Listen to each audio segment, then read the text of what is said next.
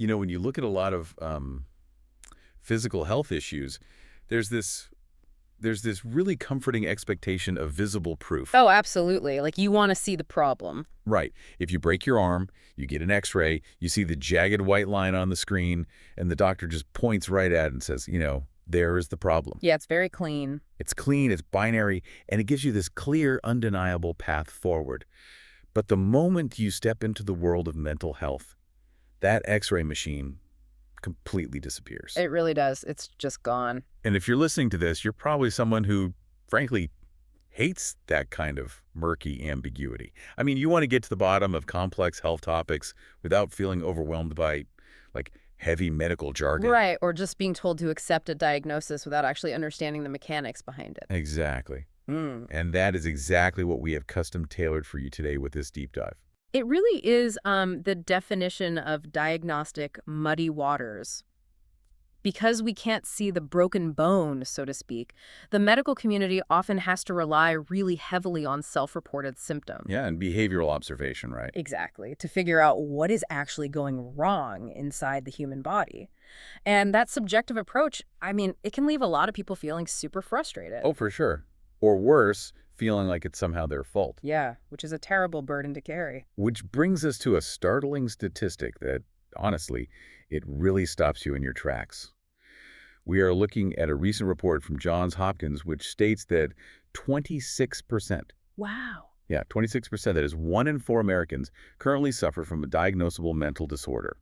1 in 4. It's a staggering number when you really sit with it. I mean, that means in any given room, any office, any family gathering, a quarter of the people there are dealing with a clinical mental health issue. It's wild. It is. That kind of volume, it really suggests something systemic is happening, you know? Yeah, but the source material we are diving into today pushes back hard against the way we traditionally interpret that number.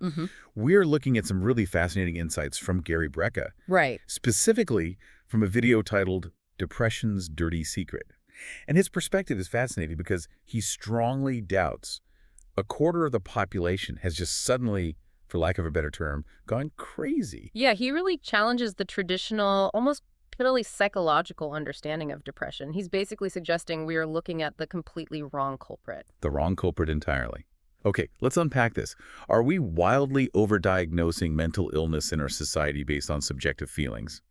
Or do we just fundamentally misunderstand the actual mechanical blueprints of how the human body manufactures a mood in the first place? Well, the central argument he presents is that we might be fundamentally misinterpreting the data. So instead of a massive, spontaneous decline in human psychological resilience, Right. the source argues we might actually be looking at a massive systemic breakdown in human physiology. Like a hardware issue. Yes, exactly. He posits that we are treating a hardware problem as if it were a software problem. And it is a profound question. It really is. And that is our mission for this deep dive. We are going to explore the actual biological recipe of a mood. We're investigating this provocative claim from the source that the root of depression for millions of people might not actually be in their heads at all. Right. It might be in their guts. Yes, in their guts. Approaching mental health through a purely physiological lens, looking at it as a chemistry equation rather than, like, a character trait. Or a psychological burden. Exactly. It really challenges some of our most deeply held assumptions. It forces us to ask not just what we are feeling, but mechanically why we are feeling it at a cellular level. Yeah, to really evaluate this claim, we first have to agree on what an emotion actually is. Right, which sounds like a philosophical question, but he takes it literally. Very literally. The source breaks this down in a way that is incredibly biological. When we talk about a mood, we aren't talking about some mystical aura, you know? No clouds floating over your head. Exactly. At a biological level, the source defines a mood as essentially a physical collection of chemicals. Specifically neurotransmitters, right? Yes, neurotransmitters. And they're often bound to other molecules, like oxygen. So every emotional state a human being can experience is presented here as a specific physical concoction of neurotransmitters. It's like a literal recipe. It is. These are chemicals that are assembled, stirred up, and delivered through your nervous system to your brain. And then the brain translates that signal into the feeling. Right, the subjective feeling you call joy or sadness. And what really stands out to me in the source material is how these emotional states are divided into two distinct biological tiers. He talks about high-end and low-end emotions. Yeah, that distinction is key. So when we experience what they call elevated states, passion, joy, arousal, elation, those lottery-winning feelings. It's the good stuff. The good stuff, yeah. The source notes that those recipes rely heavily on a specific neurotransmitter called serotonin. And crucially, they contain oxygen in their molecular structure. Which is such an interesting mechanical detail, because at a cellular level, oxygen represents energy. It represents metabolic activity and lightness. Right. But conversely, when you look at the lower end emotional states, according to this model, so fear, anger, jealousy, resentment, despair, depression, the chemistry fundamentally changes. They lack the oxygen. They lack that oxygen component, yes. But more importantly, they are lacking those specific neurotransmitters, like serotonin, that the elevated states absolutely require. Okay, to explain this, the source uses an analogy that I think clarifies the mechanics beautifully. Imagine you were a master bakery chef. Okay, a baker. Yeah, and somebody walks into your kitchen and says, listen, you are a genius. You can bake absolutely anything you want today, but there's a catch. What's the catch? You cannot use butter. Oh, wow. I mean, it sounds like a minor inconvenience at first, right? You're just missing one ingredient. Right, but think about the cascading effect of that missing ingredient. If you remove butter from a bakery, how many recipes are instantly ruined? Basically all of them. Exactly. You can't make the cookies, the pies, the pastries, the cakes. Removing that one single ingredient decimates your entire menu. And the source argues that in the human body, serotonin is that butter. That makes so much sense. Yeah, if you physically deplete your body of serotonin, you cannot assemble any emotional state that requires it. You literally lack the raw materials to build joy. You don't have the butter. You don't have the butter. But, I mean, I have to push back on this a little bit. Sure. Because if human emotions are just a chemical assembly line, it feels a bit, I don't know, cold. Yeah. Like we're viewing human despair, heartbreak, and trauma as a simple factory error where a bolt got left off the conveyor belt. It does sound a bit clinical. Yeah. I mean, can the profound depth of human emotion really be reduced to a missing ingredient in a biochemical kitchen? It just feels incredibly reductive to me. What's fascinating here is that while it does sound reductive at first, viewing emotion as a chemical recipe actually does something incredibly powerful. What's that? It removes the heavy stigma from depression. Oh, I see. Yeah, think about it. For decades, depression has carried this unfair shadow of personal failing. People are told to cheer up or, try harder or just change your mindset. Right, snap out of it. Exactly. But if the source is correct, that joy requires a specific molecular recipe, and you simply do not have the butter in your kitchen, it changes the entire conversation. It shifts the blame. It shifts the blame from a weakness of character to a biological shortage. You aren't failing at happiness. Your body is just out of ingredients. Wow. Okay, I see what you're saying. It turns a perceived moral failing into a physiological supply chain issue. Yeah. But if serotonin is the missing butter required for happiness, we have to look at how modern medicine is currently handling that shortage. Yes, we do. Because according to the source, the current approach is deeply flawed. Well, this is where the conventional medical definition of depression collides with the physiological reality the source is presenting. In the U.S., the medical community often defines depression quite literally as an inadequate supply of serotonin in the brain. Right, the chemical imbalance theory. Exactly. So logic dictates that the fix should be simple. Just give the body more serotonin. But that is not what our standard treatments actually do. The source takes aim at SSRIs, selective serotonin reuptake inhibitors. And he points out that SSRIs don't actually create more serotonin. No, they don't manufacture anything new. They merely ration the tiny bit of serotonin you already have. They stop your brain from absorbing it so quickly, keeping it floating around the synapses a little longer. Right, rationing what's already there. And the source argues this is exactly why people end up on antidepressants for 12, 14, or 16 years without actually, curing their depression. Right. Wait, I have to jump in here, though, because millions of people rely on SSRIs. And for many, they are absolutely life-saving. I want to make sure we are imparting this subjectively. Of course. Is the source suggesting that SSRIs are completely useless, or just that they are a Band-Aid rather than a cure? That is a very crucial distinction. The source isn't necessarily claiming SSRIs have zero utility or that they don't alleviate symptoms. The argument is more about the mechanism. Okay, the mechanism. Yeah. If you are only managing a scarcity, you aren't solving the underlying shortage. You are just stretching the missing butter as thin as it will go to keep the brain functioning. So they help, but they don't fix the root cause. Right. The source's critique is that relying solely on SSRIs ignores why the serotonin is low in the first place. And you can't just, like, eat a serotonin sandwich. You can't swallow a capsule of pure serotonin and expect it to magically cross into the brain and fix the problem, because human biology just doesn't work that way. No, it doesn't cross the blood-brain barrier like that. Which brings us to what I think is the most eye-opening data point in the entire source material. Here's where it gets really interesting. 90% of the serotonin in your body is manufactured in your gut, not your brain. 90%. I mean, let that sink in. It's crazy. The brain is the final destination for these chemicals, but the digestive system is the actual manufacturing plant. Okay, so if we are defining depression as a brain issue and exclusively treating it with pills that alter brain chemistry, it feels like we are completely missing the target. We're looking at the wrong organ. Right. It's like having a kink in a garden hose during a terrible drought. The SSRI is basically just squeezing the end of the hose to build up a little pressure with the tiny trickle of water that's already there. Yeah, that's a great way to visualize it. But you aren't actually walking back to the side of the house and turning up the tap at the source. If the tap is in the gut, why are we only looking at the brain? Well, to expand on your garden hose analogy, we have to look at the physical connection between the two. The gut and the brain communicate via the vagus nerve. The vagus nerve, right? Yeah, which acts like a massive superhighway of data and chemical signals. If the gut, the factory, cannot produce the serotonin, that superhighway is empty. The brain cannot receive what was never manufactured. So it's not starting in the brain at all. Exactly. The source's perspective is that chronic depression often isn't starting from an outside environmental factor, and it isn't starting from a psychological trauma. It is starting from a mechanical failure at the gut level. Okay, so if 90% of our serotonin is sitting in our gut, the obvious question is, how does a piece of food turn into a chemical that makes us happy? How does that manufacturing plant actually operate? Right. So the source points to a cellular machine called methylation. Methylation. Yes. To understand it, we look at an amino acid most people are familiar with, which is tryptophan. Oh, right, the famous Thanksgiving turkey chemical that makes everyone fall asleep on the couch. Exactly, the turkey nap. Tryptophan is a raw material.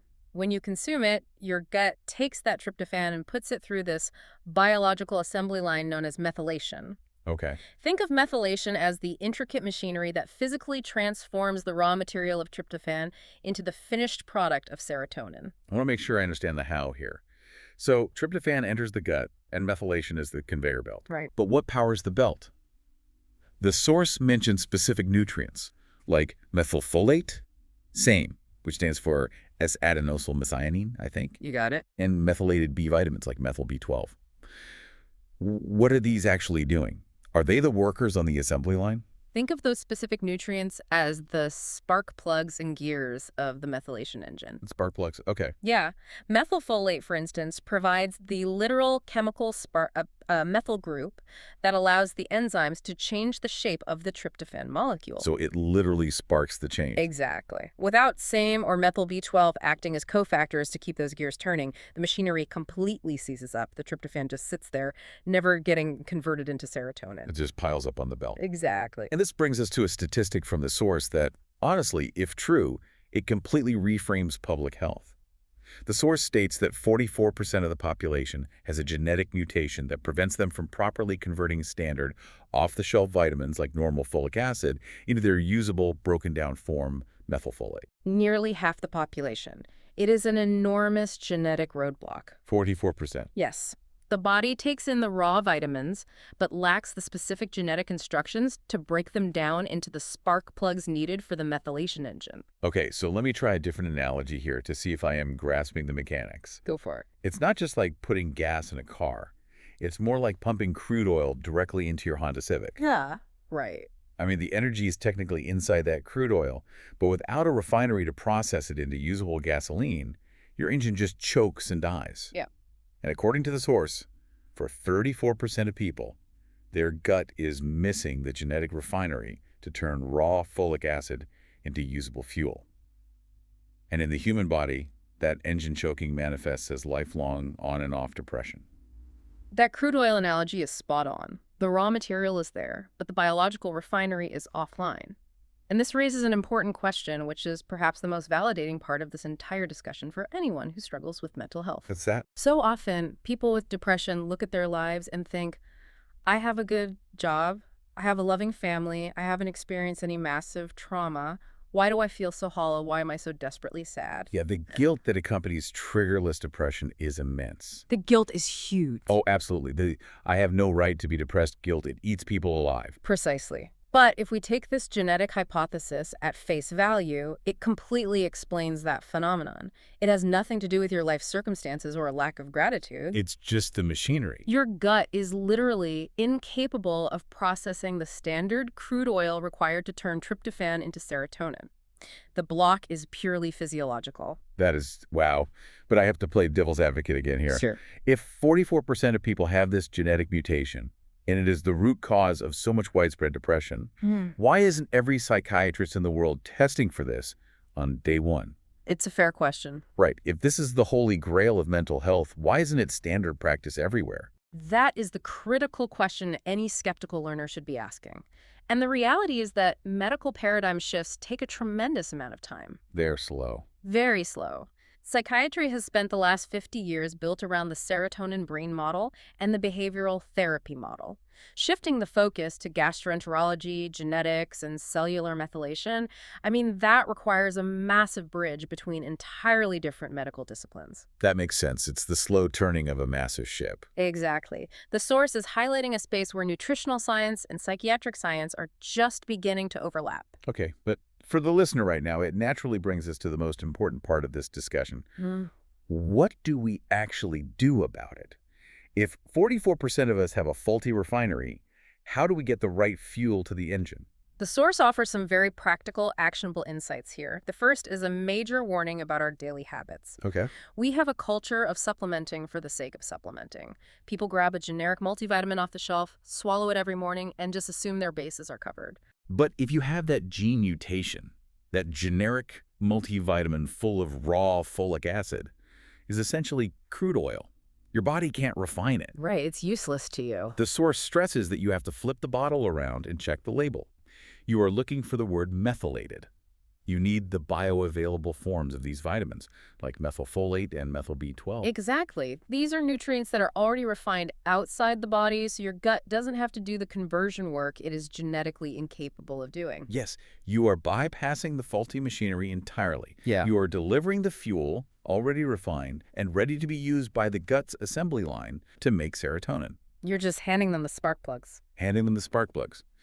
But how do you know if you're a part of that 44%? You can't exactly feel your genes mutating. No, you definitely can't feel it. So the source recommends getting a specific genetic test to check your methylation pathways.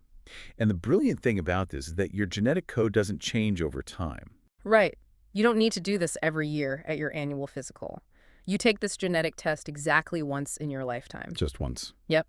It will tell you precisely which nutritional conversions your body struggles with, allowing you to target your supplements with pinpoint accuracy rather than just, guessing. And the source claims the results of doing this can be staggering. Mm-hmm. He cites a recent clinical study where participants supplemented with these specifically methylated nutrients. The outcome he reports. 4 out of 5 participants saw up to an 85% reduction in the incidence of anxiety and depression. That is massive. 85%. Now, as someone who reads a lot of medical literature, an 85% cure rate sounds almost too good to be true. If those numbers hold up in broader peer-reviewed research, that is earth-shattering. If those numbers are consistently reproducible, it would indeed suggest a monumental leap in how we treat mental health. When you compare that to the efficacy rates of standard SSRIs or traditional talk therapy alone, an 85% reduction in symptoms for 4 out of 5 people, it strongly argues for how critical the physiological foundation is. It really does. It implies that a massive portion of psychological distress is downstream from nutritional deficiency. So what does this all mean? How should someone listening to this weigh these claims against traditional psychological therapies? Are we saying therapy is a waste of time if the root problem is just a lack of methylated vitamins in the gut? Not at all, and that is a vital point to clarify. This physiological approach doesn't invalidate traditional therapy, it actually contextualizes it perfectly. Okay, how so? Think of mental health like a road trip. Hmm. Therapy is the map, the GPS, the driving instructor teaching you how to navigate difficult terrain, avoid potholes, and, steer through storms. Right. But if there is no fuel in the car, all the navigation skills in the world won't make the vehicle move forward. You can know exactly where you need to go, but you're just sitting in the driveway. Exactly. Therapy combined with optimal physiological fueling, basically bypassing that genetic bottleneck in the gut with the right nutrients. That is the holistic path to mental wellness. You need both. You need the map to navigate life's traumas, but you absolutely need the right fuel to have the energy to drive. That is a brilliant way to conceptualize it. Yeah. Man, we have covered an incredible amount of ground today. We really have. We started with that heavy Johns Hopkins statistic, 1 in 4 Americans suffering from a mental disorder. But then we looked at Gary Bricka's perspective, exploring this totally different lens. We deconstructed the idea that emotions are literally chemical recipes, The bakery missing the butter. the missing butter. We realized that the all-important butter of joy, serotonin, is predominantly manufactured in the digestive system, not the brain. Right, 90% in the gut. And we also unpacked the mechanics of the hidden genetic bottleneck. The claim that 34% of people lack the cellular refinery needed to process the standard vitamins required to run that serotonin assembly line. The unrefined crude oil problem. Exactly. And most importantly, we explored the source's argument that by simply bypassing that faulty machinery with refined, methylated supplements, people might see life-altering reductions in their depression and anxiety. It's a very hopeful message, honestly. It really is. Hmm. For you listening right now, if you or someone you love has been struggling with that mysterious, heavy, triggerless depression, the kind that doesn't seem tied to any specific traumatic life event, this deep dive offers a completely new frontier to explore. Yeah. It is an invitation to stop solely blaming your life circumstances or feeling guilty about your character, and to perhaps start investigating your nutritional deficiencies and your genetic blueprints.